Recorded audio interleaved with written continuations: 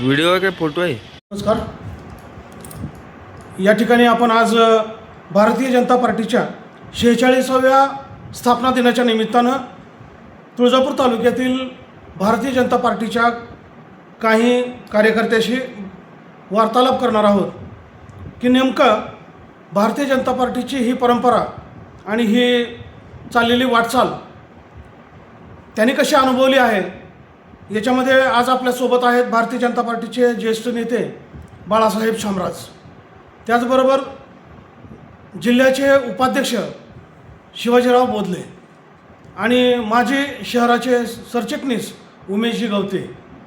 या तिघांनी जवळपास 7-8 कार्यकर्त्यांच्या पिढ्यासोबत काम केलेलं आहे. अनेक जुने नवे नेते त्यांनी अनुभवलेले आहेत. भारतीय जनता पार्टीची जवळपास 1980 पासूनची वाटचाल ह्या मंडळींनी अनुभवलेली आहे आणि प्रत्यक्ष त्या पक्षाच्या वाटचालीमध्ये काम केलेलं आहे.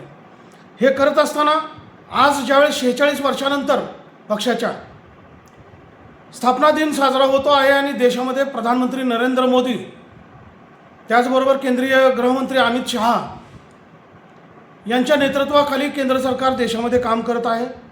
राज्यामध्ये 2014 पासून जवळपास देवेंद्रजी फडणवीस आणि त्यांच्या सर्व सहकार्याच्या वतीनं वेगवेगळ्या विकासाच्या योजना राबवल्या जात आहेत. नेमकं ह्या पक्षाच्या वाटचालीच्या अनुषंगानं जो की तुळजापूर तालुक्याच्या भारतीय जनता पार्टीच्या प्रारंभिक कामाच्या अनुषंगानं मी बाळासाहेब शामराज यांना विचारतो की आपण नेमकं भारतीय जनता पार्टीची सुरुवात कशी केली आणि सुरुवातीचे आंदोलनाचे अनुभव आपले काय आहेत. नमस्कार. लहानपणापासून राष्ट्रीय स्वयंसेवक संघाचा स्वयंसेवक असल्यामुळे अगदी भारतीय जनता पार्टीकडे ओढच होती. संघाचं काम करत असताना नेहमी असं बालवयात वाटायचं की आपण भारतीय जनता पार्टीचं काम करावं. 1987ला मी भारतीय जनता पार्टीच्या कामाला सुरुवात केली. तुळजापूर शहरामध्ये भारतीय जनता पार्टीची स्थापना माननीय दीपक नागेशनी केली, कैलासवासी, आणि त्यांच्या नेतृत्वामध्ये मी भारतीय जनता पार्टीच्या कामाला सुरुवात केली. तर दीपक नागेश असतील, अंबादासराव गवते असतील, अनंतराव कोंडो असतील, मुकुंद कंठाणकर असतील, अशा अनेकांच्या सोबत भारतीय जनता पार्टीच्या कामामध्ये मी सहभाग घेतला. अनेक आंदोलनामध्ये मी भारतीय जनता पार्टीच्या होतो. मग शहरातले आंदोलन असतील, जिल्ह्यातले आंदोलन असतील, राज्यातले आंदोलन असतील, प्रत्येक आंदोलनाला गेलो.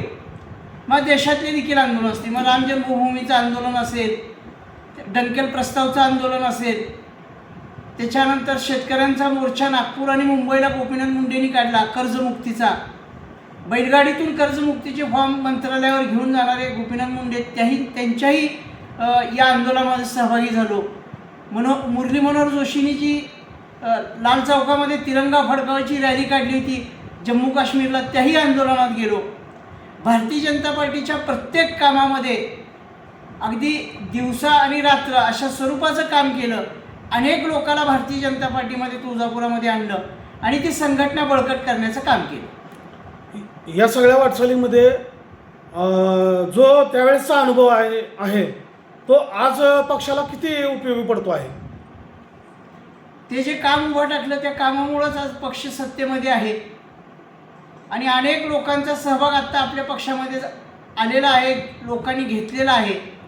लोकांना या राष्ट्रप्रवाहाकडे यायची इच्छा आहे, पण त्या काळामध्ये ती परिस्थिती तशी नव्हती. ते मला एक आणखी विचारायचं की या शहरावर शेतकरी कामगार पक्षाचं नेहमीच प्राबल्य आणि वर्चस्व राहिलं. अगदी बरोबर आहे. त्या काळातलीच काय एखादी आठवण. शेतकरी कामगार पक्षाचंच वर्षच होतं. गेली 41 वर्ष शेतकरी कामगार पक्षाची नगरपालिका होती आणि डाव्या विचारसरणीची सत्ता या तीर्थक्षेत्रावर होती आणि आपण हिंदुत्ववादी विचाराचे कार्यकर्ते की आपल्याला वाटायचं की आपली ही सत्ता भारतीय जनता पार्टीच्या नगर परिषदेवरती यायला पाहिजे. आणि शेतकरी कामगार पक्षाच्या तशी पाहायला गेलं तर दहशतच होती आणि त्या दहशतीखालीच आम्ही भारतीय जनता पार्टीचं काम केलं. पण आज अतिशय आनंद वाटतोय की ज्या शहरामध्ये 40 वर्ष सत्ता भोगणारे शेतकरी कामगार पक्ष आज शून्य अवस्थेमध्ये आहे, पण एका विचार आणि देहाने प्रेरित झालेली भारतीय जनता पार्टी आणि त्याचा कार्यकर्ता आज तुळजापूरच्या सत्तेमध्ये आहे. आता तो काळ जसा आहे तसा शिवाजी बोधलेंचा काळ हा अलीकडचा आहे 2014च्या किंवा त्याच्या आसपासचा असेल.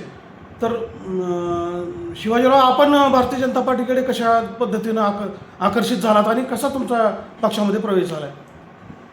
माझा पक्षामध्ये प्रवेश अधिकृत जरी 2014ला झाला असला तरी खरं म्हणजे आणीबाणीच्या काळात 1975 साली जेव्हा आणीबाणीच्या विरोधात आमच्या वडिलांनी आंदोलनात सहभाग घेतला आणि त्यांना 40 दिवसाची जेल झाली. मी त्यावेळेस 4 वर्षाचाच असेल, पण नंतर मी 10-12 वर्षाचा झाल्यानंतर त्या आणीबाणीचा अभ्यास केला. तेव्हापासून मला इंदिरा गांधीची आणि काँग्रेसची चीड माझ्या मनामध्ये होती आणि हिंदुत्वाचं विचार माझ्या हृदयात होता. मी लालकृष्ण अडवाणी साहेबांच्या रथयात्रेवर प्रेरित होऊन भारतीय जनता पार्टीच्या या हिंदुत्वाच्या विचाराला एकनिष्ठ राहण्यासाठी भारतीय जनता पार्टीमध्ये प्रवेश केला. खरं म्हणजे भारतीय जनता पार्टी हा एका विचारधारेवर चालणारा पक्ष आहे. राष्ट्रप्रथम या उद्देशानं जो पक्ष चालतो, राष्ट्रप्रथम पक्षनंतर आणि त्यानंतर आपण स्वतः, ही विचारधारा मला पटली. म्हणून मी भारतीय जनता पार्टीच्या या विचारधारेमध्ये अधिकृतरित्या सामील झालो आणि भारतीय जनता पार्टीचं काम करू लागलो. तुळजापूर शहरामध्ये बाळासाहेब असतील, उमेशराव भोवतेंचे वडील असतील, यांच्याकडे बघितलं की आम्हाला अगदी स्फूर्ती यायची, ऊर्जा यायची. आपणही यांच्यासोबत काम केलं पाहिजे असे विचार मनात यायचे. पण पारिवारिक काही अडचणी असल्यामुळं त्यावेळेस या राजकारणामध्ये येता आलं नाही. पण नंतर 2014 पासून या भारतीय जनता पार्टीमध्ये अधिकृतरित्या सामील झालो आणि काम करू लागलो. भारतीय जनता पार्टी म्हणजे एक हिंदुत्व आहे, राष्ट्रप्रथम हा विचार आहे. यासाठीच मी भारतीय जनता पार्टीमध्ये आलेलो आहे. उमेशराव, तुम्ही आणि तुमचे वडील दोघांनी काम केलं पक्षामध्ये. मी पण त्या सगळ्या जुन्या आठवणीचा साक्षीदार आहे. आणि काय तुमची कौटुंबिक परिस्थिती आणि व्यापार होता, मंदिरासमोर तुमचं दुकान आहे, काय तुमच्या पक्षाचे काय अनुभव आहेत? आमच्या वडिलांचे जनसंघापासून ते भारतीय जनता पार्टीपर्यंतचा प्रवास आहे. तो माजी शहराध्यक्ष राहिलेले. भारतीय जनता पार्टीचं जे मोठे मोठे नेते होते ते आमच्या दुकानी यायचे आणि त्यांचं सगळं काय असेल ते दर्शनानंतर यायचे. पुढचा जो प्रोग्राम आहे तो तिथं ठरायचा. म्हणजे दर्शन झाल्यानंतर नेते मंडळी वडिलांना भेटायला यायचे. कार्यक्रम ठरायचा किंवा कुठं जायचं, पुढचा दौरा आणि विशिष्ट बैठका हे आमच्या दुकानात व्हायच्या. भारतीय जनता पार्टीला कसलंही कार्यालय नव्हतं त्या काळात. त्या काळात आमच्या दुकानी बैठका व्हायच्या आणि पुढचा दौरा नियोजित पक्षाचा काय रचना आहे ती आमच्या दुकानात ठरायची. आणि वडिलांच्या बैठकीत राहून वडिलांच्या बैठकीचा सगळा सहवास बघून मी प्रेरित होऊन भारतीय जनता पार्टीचं काम करायला चालू. आज पक्ष त्या अडचणीतून बाहेर येऊन मोठा झालाय. आज तुम्हाला तुमच्या काय भावना आहे? आमच्या भावनेत की वडिलांनी जे काम केलं त्याची आज कुठं तर पूर्ण कामाला लागल्यासारखं सार्थक झाल्यासारखं वाटतंय. का तर जिल्हा परिषद असेल, नगरपालिका असेल, केंद्रात असेल, राज्यात असेल, जे सरकार आलं ते वडिलांनी जे काम केलं त्याचं कुठं तर सार्थक झाल्यासारखं वाटतं. मग त्याचं समाधान वाटतंय आम्हाला. बाळासाहेब, राम मंदिराच्या आंदोलनामध्ये देखील तुम्ही सक्रिय होतात. हो. त्या राम मंदिर आंदोलनाच्या संदर्भातलं आपली काय आठवण आहे? राम मंदिराचं जे आंदोलन आहे त्या आंदोलनाची दिशा ठरवणं आणि भारतभर या आंदोलनाचं नेतृत्व ज्याने केलं, जे संघर्ष नेते, अगदी माझे आवडते नेते लालकृष्ण अडवाणी. आणि त्या लालकृष्ण अडवाणीची जी रथयात्रा निघणार होती त्या रथयात्रेचं स्वागत मराठवाड्यात खानापूरला होणार होतं. आणि खानापूरपासून ती यात्रा पुढे उमरगा मार्गे पुन्हा ती कर्नाटकात जाणार होती. म्हणजे खानापूरची बैठक असेल, अंदूरचं तिथलं स्वागत असेल, त्यानंतर नळदुर्गचं स्वागत असेल, त्याची पूर्वतयारी करण्यासाठी कैलासवासी माजी आमदार शांताराम बापू करमळकर आणि कैलासवासी विभागीय संघटक सरचिटणीस माननीय शरदभाऊ कुलकर्णी यांच्यासोबत विरा पाटलांचं जे गाव आहे खानापूर, त्या खानापूरला आम्ही बैठक घेतली. आणि त्या गावामध्ये तसं भारतीय जनता पार्टीचं कुणीच नव्हतं. पण विरा पाटलांच्या जी तिथले लोक होते, काही त्यांचे सहकारी वगैरे, त्यांच्यासोबत ती बैठक घेऊन खानापूरला मोठ्या प्रमाणात लालकृष्ण अडवाणींचं स्वागत आपण केलं. आणि ती यात्रा आपल्या तुळजापूर तालुक्यातून उमरगा तालुक्यात गेली. ती एक चांगली खूप मोठी आठवण आहे. उमरग्याला सभा झाली आणि तुळजापूरच्या वतीने कैलासवासी राजेश कदम यांनी नळदुर्गला त्यांना कवड्याची माळ आणि देवीची प्रतिमा भेट दिली. बरं. आणि बोधलेजी, आता हा काळ आहे, अडवाणी अटलजीकडून मोदीकडे आलेला प्रवास आहे. मोदींचं जे 2014चा प्रचाराचा झंझावात होता आणि पक्षाला जे यश मिळालं तत्कालीन काँग्रेसची जी काही भ्रष्टाचाराची प्रकरणं भारतीय जनता पार्टीने वरती आणली आणि प्रसारमाध्यमामध्ये त्याला खूप प्रतिसाद मिळाला आणि त्याचा परिणाम जनतेवर झाला. 2014मध्ये सत्तांतर झालं. या सत्तांतराकडे आपण कसं बघता? मोदी सरकारचा नेमका लोकांना फायदा काय झाला?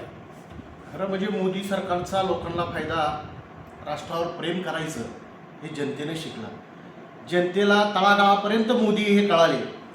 शेतकरी असतील, सामान्य जनता असतील, भगिनी असतील, यांना भारताचा इतिहास मोदी आणि शहांमुळं कळाला.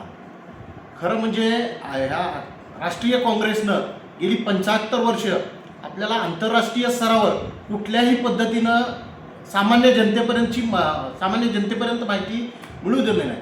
पण आज मोदी आणि शहामुळं पूर्ण जगामध्ये आपली भारताची ओळख निर्माण झालेली आहे. प्रत्येक सामान्य माणसाला भारत देश काय आहे, भारताची राष्ट्रीय परंपरा काय आहे, हे मोदी आणि शहामुळं या कळलेलं आहे. बरं, आणि आता जसं राष्ट्रीय स्तरावर आणि जागतिक स्तरावर मोदींनी जे नाव निर्माण केलं, त्याचबरोबर राज्यामध्ये आपल्या महाजन मुंडेंचा काळ गेला आणि फडणवीसांचा काळ पुढं आला. तर हा फडणवीसांचा आणि आपल्या जिल्ह्यामध्ये राणादादांचं जे काम आहे, हे फडणवीस साहेबांचं काम आणि राणादादांच्या कामाचं तुम्ही कसं मूल्यमापन करता? खरं म्हणजे फडणवीस साहेबांचं जे विजन आहे, जे राज्य घडवण्याचं, आधी त्याच पद्धतीनं राणादादाचंही विजन आहे. विकासात्मक कामं करण्याचं फडणवीस साहेब राज्यामध्ये करतात, राणादादा आपल्या जिल्ह्यामध्ये करतात. खरं म्हणजे मराठवाड्याचेच नेते आहेत राणादादा आणि महाराष्ट्राचे नेते आहेत फडणवीस साहेब. या दोघांचंही विजन विकास आणि सामान्य जनता याच्यावरच केंद्रित आहे, या दोघांचंही. आणि बाळासाहेब, तुम्हाला कसं वाटतं राणादादांचं? तुम्ही डॉक्टर साहेबांचं काम बघितलं, आता राणादादांचं काम बघताय. राणादादांच्या कामाचं वर्णन तुम्ही कसं करता? राणादादांचं काम म्हणजे खऱ्या अर्थानं भारतीय जनता पार्टीचं काम. अतिशय शिस्तबद्ध, काटेकोरपणे, अगदी तळाशी जाऊन त्या कामाची सखोल माहिती घेऊन, त्या कामाचा अभ्यास करून ते काम लोकांपर्यंत कसं पोहोचवता येईल ते करतात. आणि अतिशय म्हणजे कामाविषयी त्यांना कुठल्याही काम जर सांगितलं तर ते काम समजवून घेतात आणि ते काम पूर्णपणे अगदी शेवटच्या ह्याच्यापर्यंत पोहोचवतात. उमेशराव, या काळात या सरकारचं मोठं यश असं आहे की सोलापूर, तुळजापूर, धाराशिव जो रेल्वे मार्ग आहे, जो अनेक वर्ष आपण आंदोलन करत होतात आणि मंजूर होत नव्हतं, या सरकारने केलं आहे. याच्या संदर्भात किंवा याच्यासारख्या वेगळ्या योजना तुम्ही काय तुम्हाला वाटतं?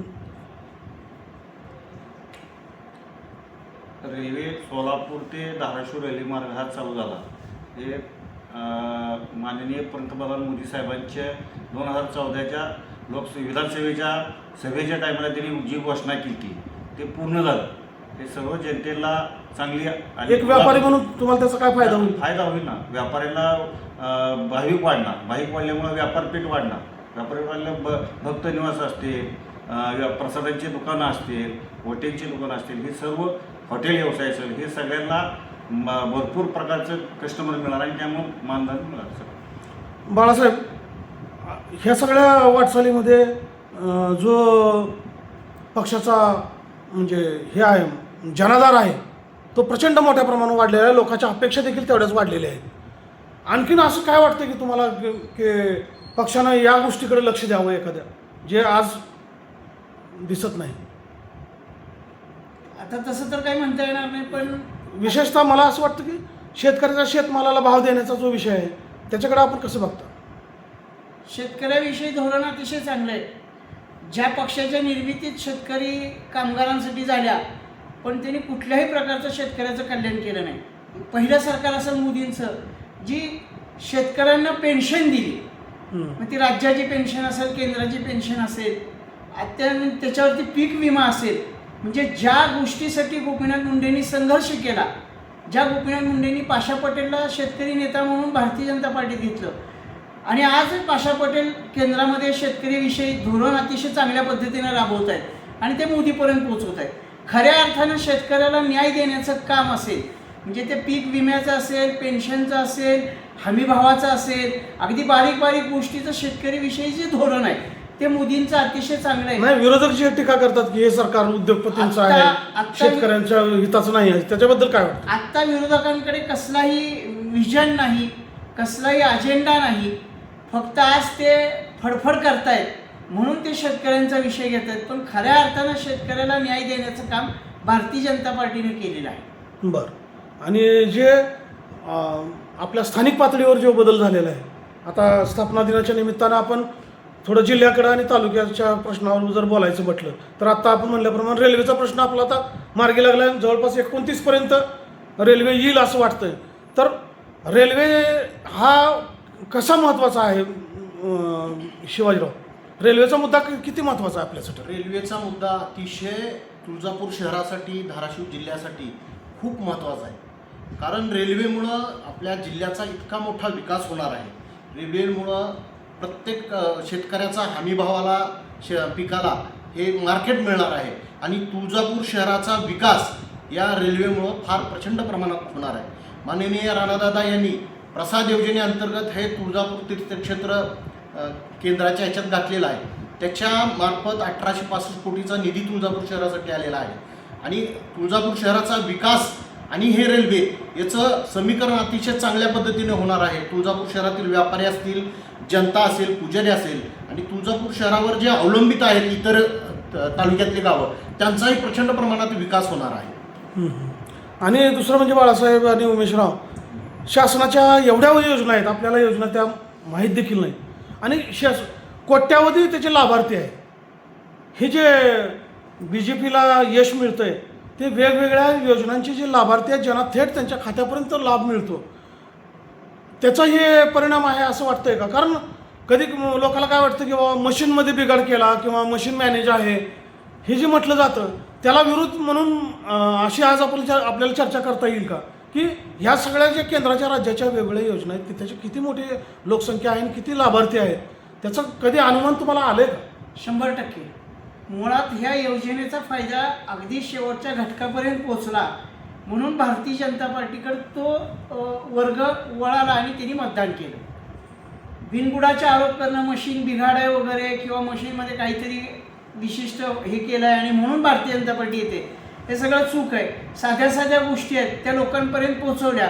सुरुवातीला 2014ला मोदी सत्तेमध्ये आले आणि त्यांनी सांगितलं की सगळ्यांना जनधन खातं काढायचं आणि सुरुवातच तिथे केली की ज्याचं बँकेमध्ये खातं नाही अशांनी सगळ्यांनी बँकेशी निगडीत राहिलं पाहिजेत आणि बँकेचं खातं काढलं. बँकेचं खातं काढलं, लोकांना त्यावेळेस वाटलं की बँकेचं खातं काढून काय उपयोग आहे, पण ज्या योजनेचे आज पैसे ते डायरेक्ट लाभार्थ्याला त्याच्या खात्यावर जातात आणि त्याचं बेनिफिट त्याला मिळतं. म्हणूनच भारतीय जनता पार्टीकडे या देशातला सर्व मतदार हा आपसुकच वळला गेलेला आहे. त्याचं महाराष्ट्रातलं एक उदाहरण म्हणजे लाडकी बहीण योजना. ज्या बहिणींना कधीही पैसा मिळत नव्हता अशा बहिणींना खात्यावरती पैसा यायला म्हणून ती महिला भगिनी भारतीय जनता पार्टीकडे आलेली. आणि पूर्वी जो आपण भ्रष्टाचार वर्तमानपत्रात माध्यमात ऐकायचो, वेगवेगळ्या योजना कशा मॅन्युअली होत्या किंवा त्याचं वितरण देखील मॅन्युअली होतं. आज म्हणजे डिजिटलायझेशन मोठ्या प्रमाणावर झालेलं आहे. तंत्रज्ञानाचा उपयोग जो सरकारनं केलेला आहे त्याचा काय परिणाम तुम्हाला दिसतोय का या सगळ्या? 100% तोच परिणाम आहे. पूर्वी कसं आहे, शेतकऱ्याचा विषय असेल तर तलाठ्याकडे असायचा, नगर परिषदचा विषय असेल तर तिथल्या कर्मचाऱ्यांकडे जो काही तो अधिकारी आहे त्याच्याकडे असायचा. त्यामुळे भ्रष्टाचार व्हायला अतिशय सोप्या गोष्टी होत्या. म्हणजे एखाद्या माणसाला 10,000 रुपये कुठला मोबदला आला असेल, म्हणजे पावसाळ्यामध्ये तिची भिंत पडलेली आहे आणि त्याच्या भिंतीला पैसे मंजूर झालेले आहेत त्याच्या घराला नुकसान भरपाई म्हणून, पण ती नगर परिषद असेल, तिथला ग्रामीण भागातला सरपंच असेल तर तो डायरेक्ट त्याला ते 10,000 रुपये देतच नव्हता. त्याच्यामध्ये त्याची अपेक्षा असायची आणि तो पैसा खायचा.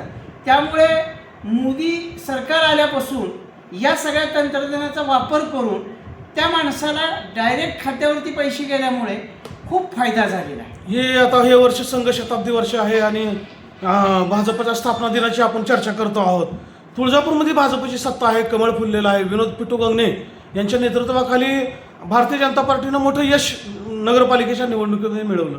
आत्ताच एक चांगला निर्णय नगरपालिकेने घेतला की मालमत्ता धारकांना जे घरकुल योजनेचे आहेत लोक त्यांना तो टॅक्स फ्री केलेला आहे. त्याच्याबद्दल तुम्हाला काय वाटतं? खरं म्हणजे तुळजापूर शहरावर भारतीय जनता पार्टीचा झेंडा फडकला पाहिजे हे अनेक वर्षापासूनचं आमच्या ज्येष्ठ लोकांचं स्वप्न होतं.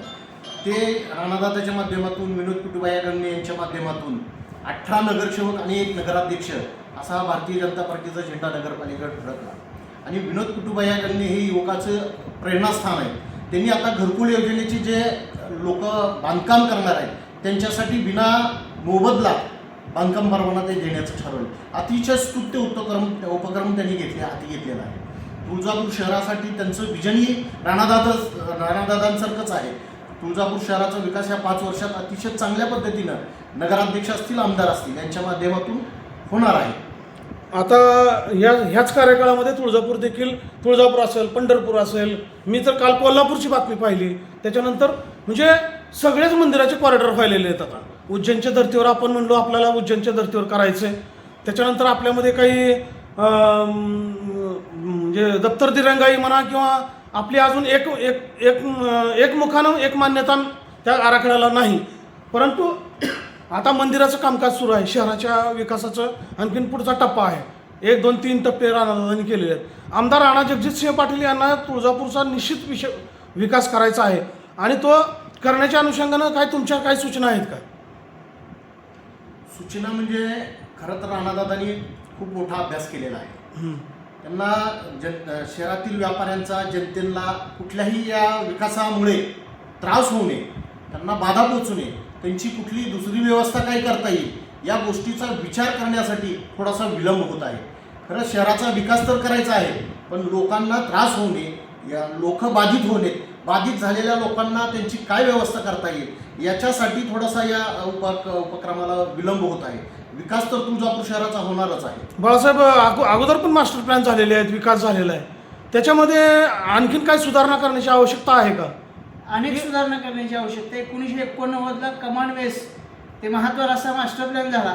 त्याच्याही आधी सुरुवातीला पंडित जवाहरलाल नेहरू यायच्या आधी भवानी रोडचा मास्टर प्लॅन झाला. अनेक लोकांची तिथे घरं गेले, बाधित झाले. असं 2-3 वेळेस तुळजापूरचा मास्टर प्लॅन झाला, विकास झाला आहे. पण ज्या पद्धतीनं तो विकास व्हायला पाहिजे होता तो विकास झाला नाही. पण विकास झाला, पण त्या विकासाला म्हणजे बऱ्याच गोष्टीच्या बाधा आलेल्या आहेत. म्हणजे पार्किंगच्याच जो रस्ता मोठा लोकांसाठी केला, भाविकांसाठी केला, चालणाऱ्या लोकांना केला, पण तिथं आज त्या रस्त्यावरती पार्किंग उभा टाकते. पण तो विकास होताना या सगळ्या गोष्टीच्या बारीक बारीक गोष्टी आपण लक्ष घातलं पाहिजे की तुळजापूरात येणारा जो भाविक आहे त्याचं जे वाहन आहे ते बाहेरच्या बाजूला लागलं पाहिजे, त्याला ई रिक्षा दिली पाहिजे त्याला मंदिरापासून येण्यासाठी. म्हणजे जे बालाजीला आहे की वाहन मंदिरापर्यंत जात नाही, पंढरपूरला देखील वाहन मंदिरापर्यंत जात नाही, पण तुळजापूरला वाहन हे गावात येतं, त्यामुळे अनेक लोकांना त्याचा त्रास होतो. मग जो मास्टर प्लॅन 1989ला केला महाद्वार ते कमांड वेस, आज तिची अवस्था अतिशय बिकट आहे. सगळ्या रोडवरती वाहनं असतात, रिक्षा असतात, त्याच्यामुळे येणाऱ्या भाविकांना चालण्याचा अतिशय त्रास होतो. वाहनबंदी होऊ शकते, वाहनबंदीचा निर्णय होऊ शकतो. अनेक गोष्टी करण्यासारख्या नगर परिषदला.